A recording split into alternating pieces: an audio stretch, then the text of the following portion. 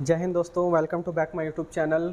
कैसे हैं आप सब? आई होप सभी अच्छे होंगे। काफ़ी दिनों से वीडियो नहीं आ रही थी, कुछ काम में काफ़ी मैं बिजी हो गया था। देखो, अभी जो कॉन्फ्लिक्ट चल रहा है, इजराइल और फ़िलिस्तीन विवाद चल रहा है, कुछ लोगों को इस पे क्या हो रहा है, पूरी दुनिया दो भागों में बँट चुकी है। कुछ को तो ये भी नहीं पता कि ये विवाद है क्या, फिर भी आपस में बहस कर रहे हैं। आधी दुनिया इजराइल की तरफ हो चुकी है, आधी दुनिया हमारे माननीय प्रधानमंत्री नरेंद्र मोदी जी, उन्होंने ट्वीट करके कहा कि हम इस वॉर में इजराइल की तरफ से इजराइल को पूरा समर्थन देते हैं। ऐसा क्यों? क्योंकि 1999 के जो कारगिल वार हुआ था उसमें इजराइल ने हमारी काफ़ी मदद की थी। अब क्या है विवाद उसका, इस वीडियो में थोड़ी बहुत आपको उसके बारे में नॉलेज दे देता हूँ। देखिए क्या हुआ था, इसका विवाद शुरू कहाँ से हुआ था। इसका विवाद शुरू हुआ था जब ओटोमन एम्पायर, इजराइल यानी कि जो पूरा एरिया दे रहे हैं फिलिस्तीन का, ये जब उस समय ओटोमन एम्पायर हुआ करता था। ओटोमन एम्पायर के जाने के बाद जो सेकेंड वर्ल्ड वार ख़त्म हुआ, उसके बाद हिटलर ने यहूदियों के साथ बहुत ज़्यादा ब्रूटलिटी की, तो यहूदियों को ये ज़मीन दी गई पूरी, इसमें यहाँ पे रहने के लिए। पहले इजराइल का हिस्सा था, समझिए इस चीज़ को। ये सारा पहले फिलिस्तीन का हिस्सा था।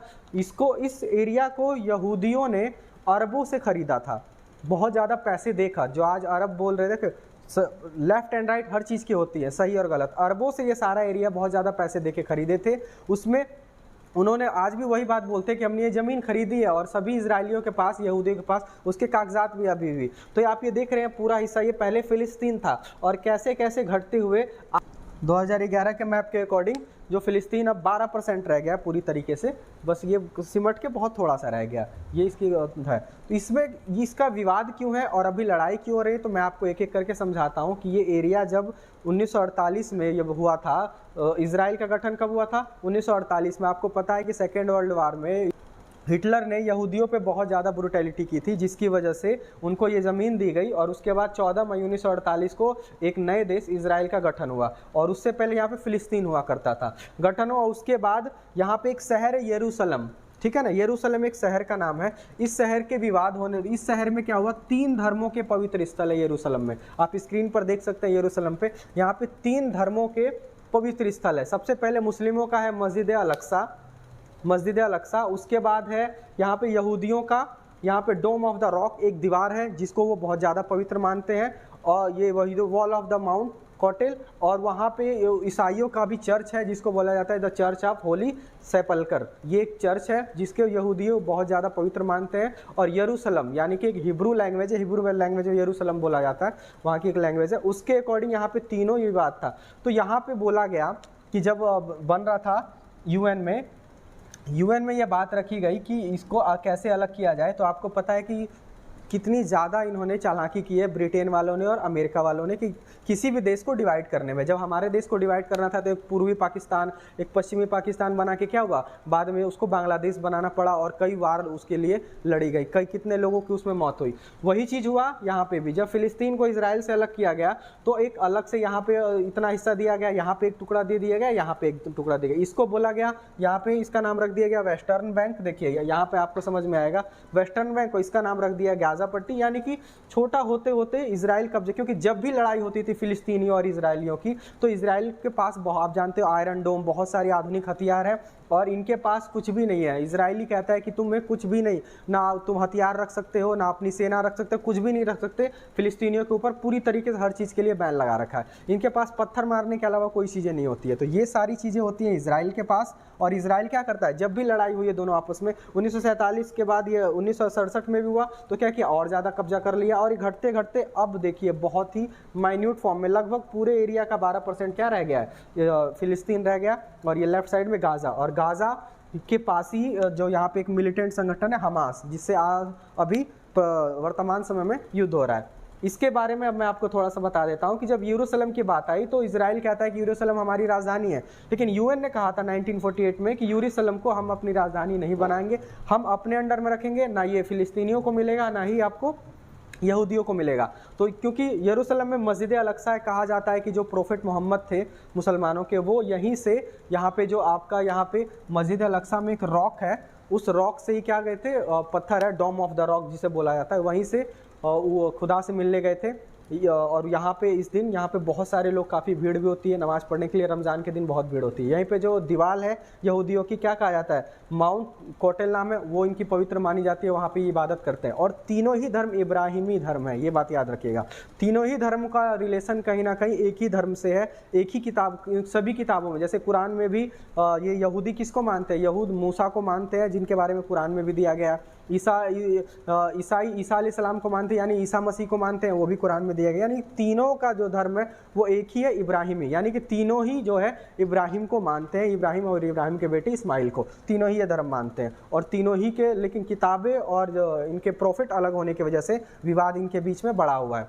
इसकी वजह से यूएन ने, लेकिन कहा जाता है कि ये इजराइल ने कब्जा कर लिया फ़िलिस्तीन पे और यरूशलेम को अपनी राजधानी बनाया। और आज भी फ़िलिस्तीनियों पे बहुत ज़्यादा ब्रुटैलिटी करता है, नमाज नहीं पढ़ने देता है, वहाँ पे उनको इबादत नहीं करने देता और मार के भगाते हैं, है ना। आप इस वीडियो में देख भी सकते हैं। उसके बाद यहाँ पे जो मिलिटेंट संगठन है, जब इसने मना कर दिया, देखिए फर्स्ट वर्ल्ड वार में क्या हुआ था। फर्स्ट वर्ल्ड वार में सभी देशों ने मिलकर सारा ब्लेम किस पे लगाया था, सारा ब्लेम जर्मनी पे लगाया था। और वर्साई की संधि हुई थी फ्रांस में, और वहाँ पे कहा गया था कि कोई ना अपनी एयरफोर्स रख सकता है जर्मनी, ना ही कोयला का व्यापार कर सकता है। ये सारी चीज़ें, इतने ज़्यादा सेंसर लगाए थे। तो हिटलर ने इसी का फ़ायदा उठा के अपने देश के लोगों को भड़काया था कि अपने ही देश में लेके तुम दूसरे देशों के लोगों की बात मान रहे हो, और सेकेंड वर्ल्ड वार का कारण बना था। वही चीज़ यहाँ पे हुआ। फिलिस्तीनियों को कुछ भी रखने की परमिशन नहीं है, लेकिन यहाँ पे जो गाज़ा है, गाज़ा में एक हमास मिलिटेंट संगठन है, इन्होंने अपनी सेना बनाई है और अब ये अटैक करना शुरू कर दिया है किस पे, इजराइल के ऊपर। और ये इनको सारा चीज़ें मिलती कहाँ से है, तो इसके सटा हुआ है मिस्र, इजिप्ट के रास्ते ये इसमें आते हैं और यहाँ से फिर इस पर अटैक करते हैं। लगभग एक साथ 5000 रॉकेट इन्होंने फायर किए थे। इतने ज़्यादा रॉकेट फायर क्यों करते हैं, क्योंकि इसके पास एक बहुत ही आधुनिक, जो यहाँ पे इजराइल है, इजराइल के पास बहुत ही आधुनिक चीज़ें हैं, जिसका नाम है आपका आयरन डोम।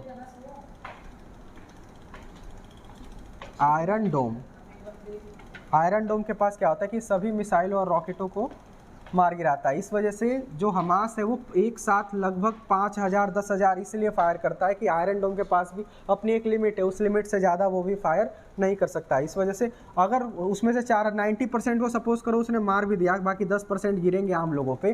तो मेन कहने का मतलब है हमास ने एक गलती की है कि कोई भी लड़ाई होती है दो देशों के बीच में और दो देशों की सेनाओं के बीच में, लेकिन यहाँ पे हमास ने क्या गलती है, वहाँ के इजराइल के आम लोगों को भी मारने लगा है। उसमें नुकसान क्या हो रहा है, दोनों ही फिलिस्तीनियों का भी नुकसान हो रहा है और इजराइल का भी, क्योंकि लगभग दोनों ही तरफ से 3000 से ज़्यादा लोग मारे जा चुके हैं और लगभग 2000 से ज़्यादा लोग घायल हैं।